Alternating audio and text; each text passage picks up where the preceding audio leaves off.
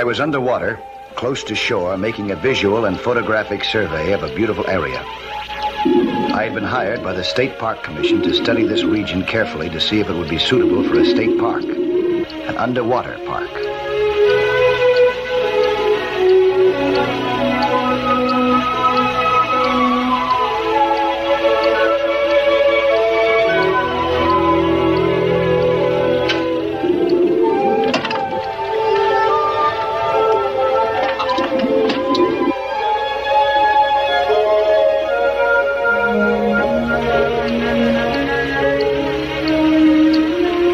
Time of year when the water was the least clear, I was still getting excellent film of the scenery and the marine life. In fact, I soon used up all the movie film that I had with me.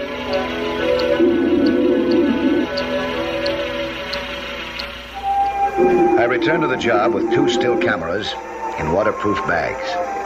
I brought my sea scooter in order to cover a larger area rapidly.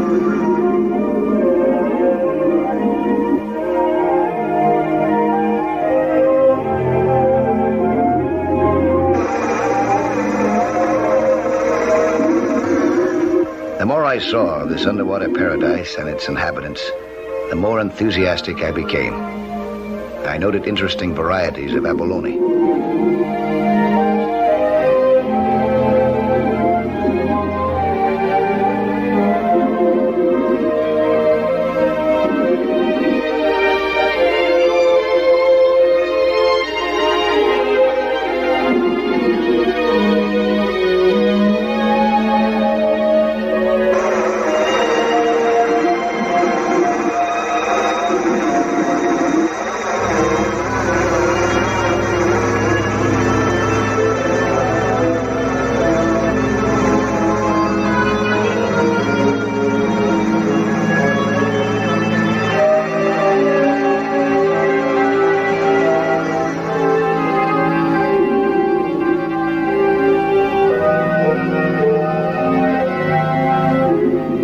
Lobsters here, obviously, it had a good chance to grow.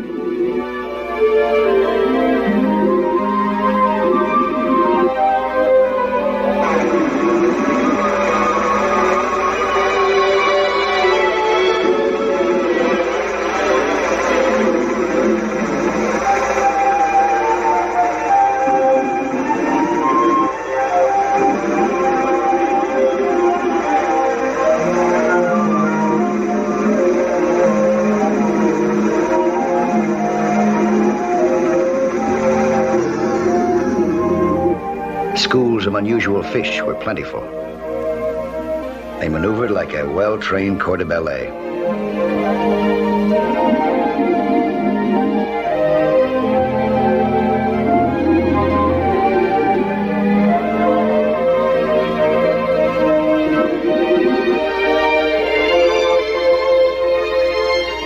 But to recommend the area would be a heavy responsibility. Though it seemed perfect for diving, 2 skin divers have been found dead in these waters since the Commission's announcement of its plans. I didn't know that another well-armed diver had chosen me as victim number 3.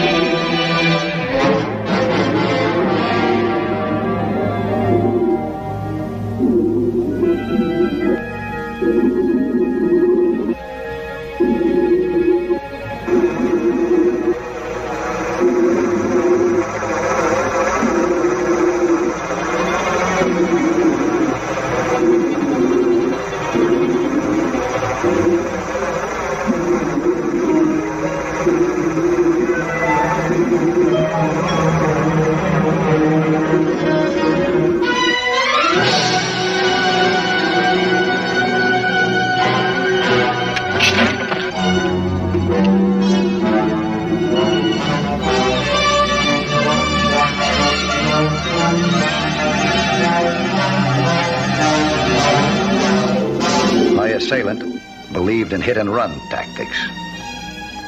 I had to get out of there before he could hit again.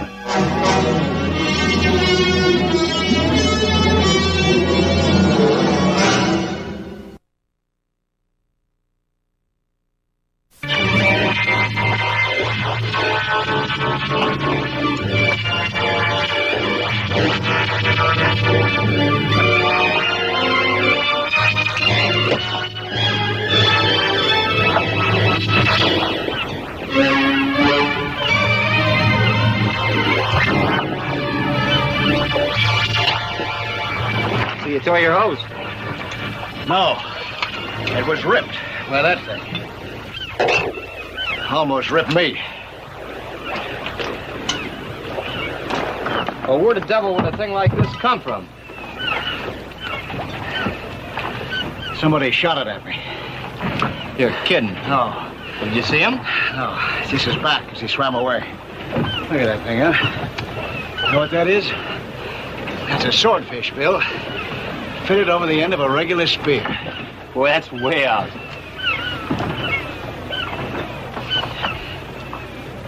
Suppose that he had hit me with this thing, and he took it out of my body afterwards.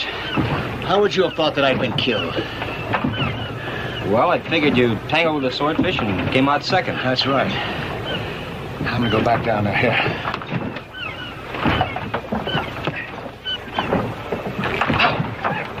This thing's sharp. Cut yourself? Oh, it's just a scratch. I'll get something for it. Oh, it isn't anything. No trouble, no trouble.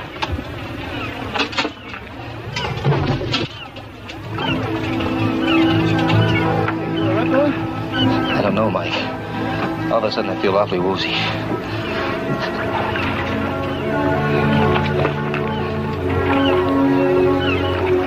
Let me take it close here, boy.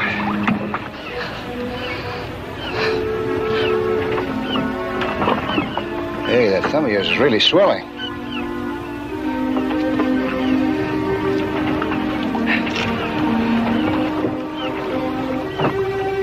It's got a hypodermic needle in the end of it.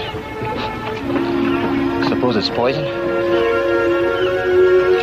I'm gonna treat this as if it were. Squeeze on that, huh? Poison. Bloodstream.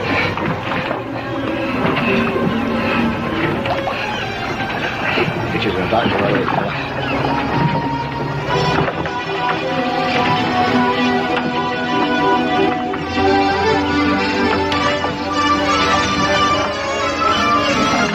Stretch green.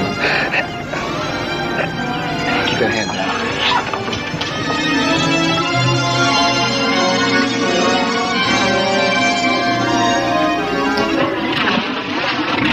I raced Billy to a hospital. It was lucky that I did. A few hours later, would have been too late. Meantime, I made a confidential visit to a friend of mine, Captain McMurdy of the state police. You were right, Mike. The lab report confirmed that the needle in the end of this spear contained poison. Uh-huh. Well, now, what about those other two divers? The ones whose bodies were found? The coroner's verdict in each case read accidental death due to drowning. What do you think now? Now I'm not so sure. Mike, do you know anybody who'd have any reason to kill you? No, I don't. Unless it's because I'm the guy that's making a report. Any diver who's been down there would know that it'd have to be a mighty good one. But who's against a state park? That doesn't make sense. Somebody's against it. They wouldn't be trying to kill people with that poisoned spear. You know, when that guy missed me, he left in a big hurry. He might have dropped something. I'll go down and take a look. Might find something. I'll take you out. Okay. Oh, and second thought, maybe you better not. If there's a police boat in that area, it might scare them off. I think I better tackle this by myself, huh? Okay, Mike. We'll try it your way this time. Take care. Oh, I intend to.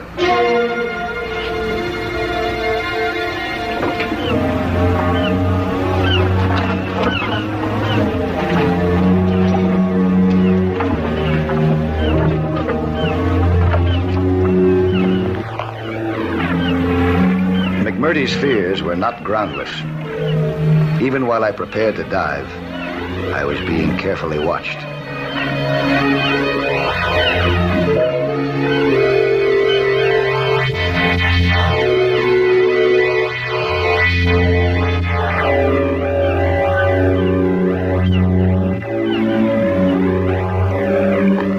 I started with the area where I'd last seen the attacker disappearing. I carefully inspected every foot. If anything at all was to be found, a torn piece of rubber, a discarded bottle, a swim fin, or whatever, I was determined not to miss it.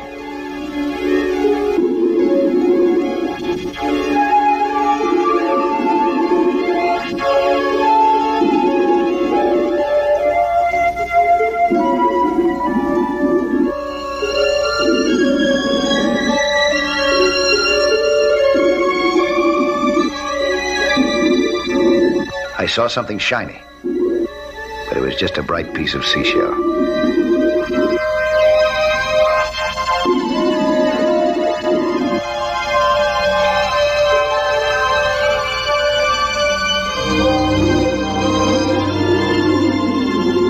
Each time I moved on, I was careful to watch everything around me. I checked the surface too, but I guess not often enough.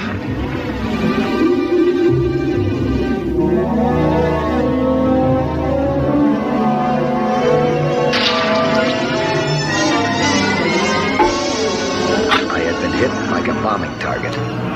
Fortunately, most of the force had been taken up by my tanks rather than my head.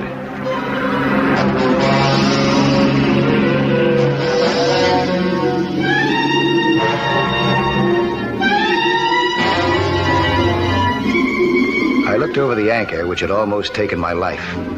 It had no special marking or anything else that might make it identifiable. When I looked up again, there was nothing in sight.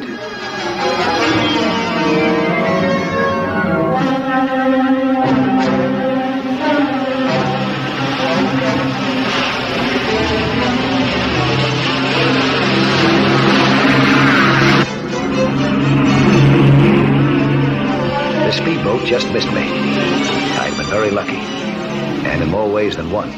As I made my frantic dive to escape the boat's bow and propeller, I had caught a glimpse of something. Something that might be a break. For the first time, I had a clue. I couldn't wait to get back to shore. This was something that my friends in the state police could go to work on right away.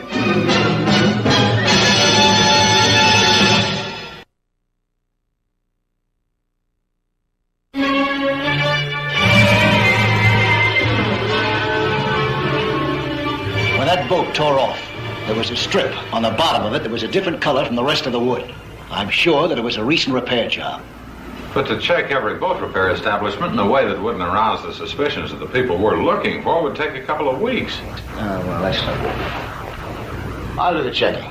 From underwater, looking up. I'll check every single boat mooring around here as far as I can go. No, Mike, I can't let you operate on your own this time. I won't have to operate on my own. Well, I'm not going to agree to anything until I find out what you have in mind. You'll be able to locate me the same way that the Navy finds its missiles that fall into the water. Keep on talking. There's a radio device that fits into the nose cone. Here, show you how it works. Can I use this? Yeah, go ahead. All right. Now, there's the nose cone. The device fits into a little capsule here right next to a small hatch. When the missile hits the water, the device is released, it surfaces, and sends out a signal that the crash boats can home on. Can you get one of these radio things? Well, I'm pretty sure it can. Take me about 6 hours to adapt it, though. Okay, Mike. Go ahead and get one. We're in business. My search was long and tiring, but I checked every boat that I could find for miles around, from below, where I could spot that telltale strip of repaired bottom. Just to be sure, I rehearsed the use of the radio device.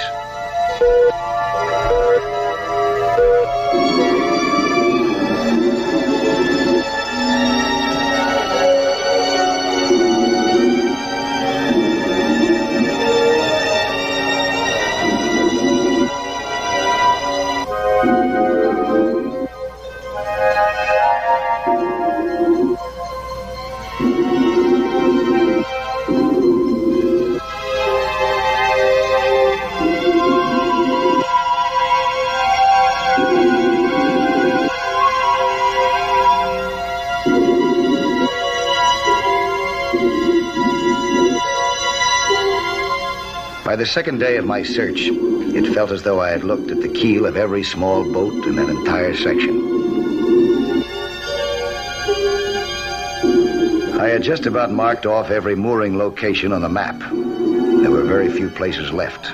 One of them was a small island, just a quarter of a mile or so offshore. But its location would put it just inside the new park's boundaries. I'd heard that there were just 1 or 2 luxurious homes on the island. However, there was a dock. I hid my boat in a cove and approached the dock underwater.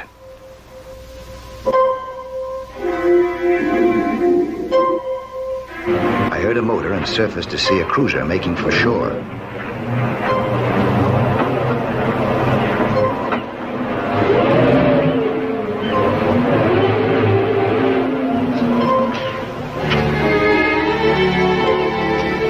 It pulled up at the dock, and its crew began unloading heavy boxes.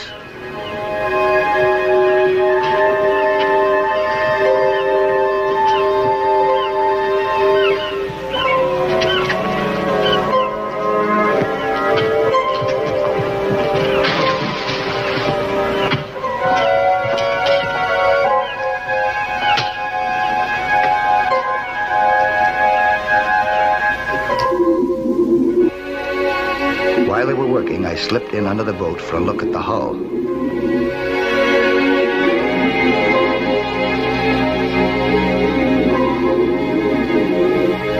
There was no mistaking what I saw. This was it, all right. The same recently patched strip.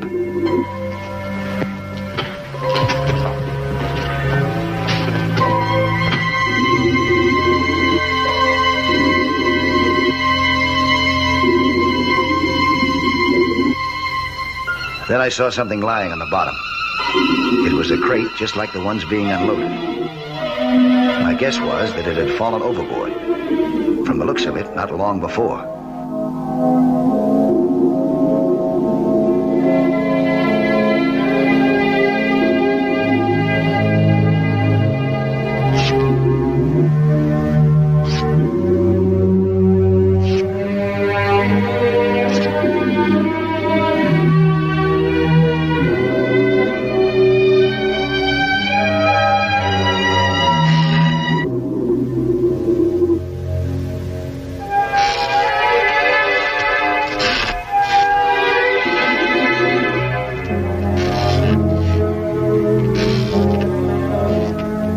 It was a slot machine. Suddenly, everything fell into place. The quiet little island was hiding one of those exclusive gambling casinos.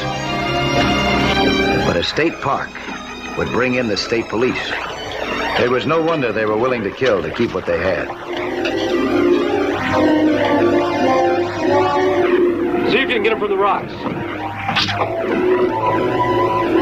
I surfaced to get my bearings again. I was just hoping that I could get back to report what I had seen without being discovered myself. It was already too late for that. I never knew how close I came to being killed. Come on!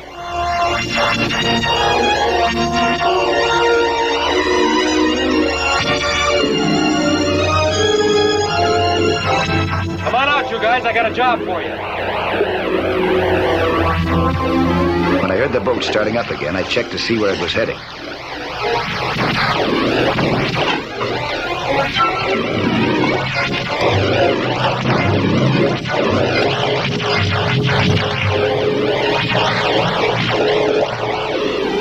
It was heading straight for me. If I went deep enough, I'd be safe, I thought.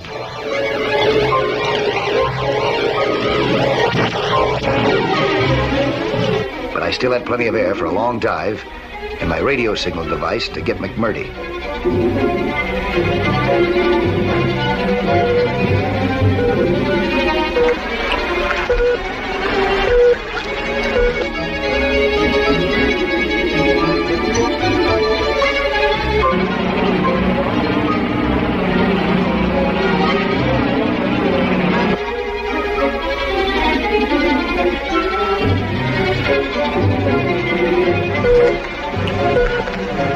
McMurdy and his radio operator were trying to pinpoint my emergency signal by triangulation.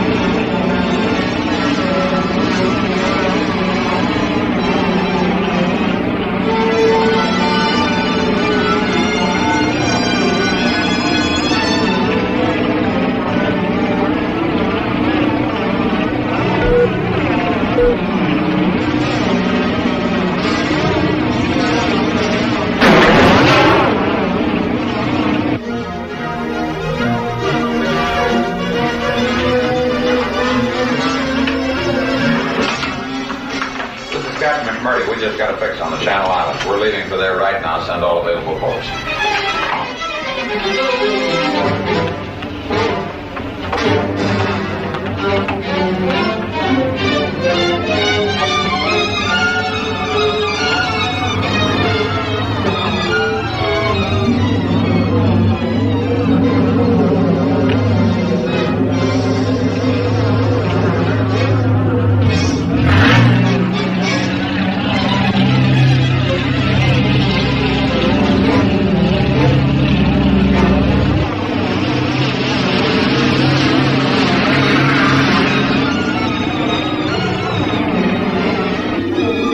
Confident that as long as I stayed close to the bottom, I was safe.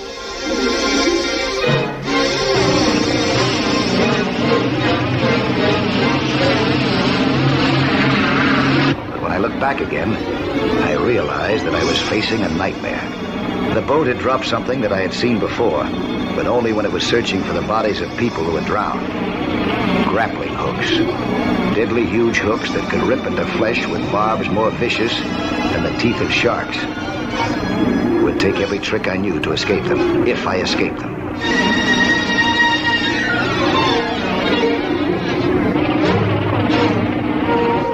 I was tiring rapidly, losing the agility that I needed to evade those hooks. I was barely escaping them now. I couldn't keep it up much longer, and I knew it.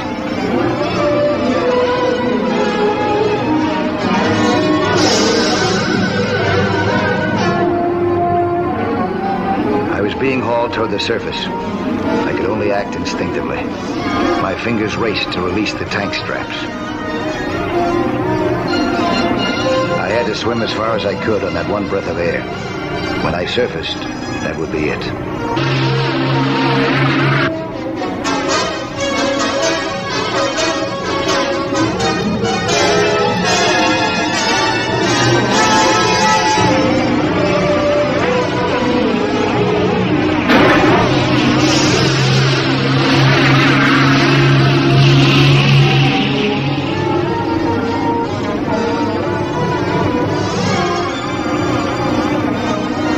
Until I could stay down no longer. Whatever was going to happen, would happen.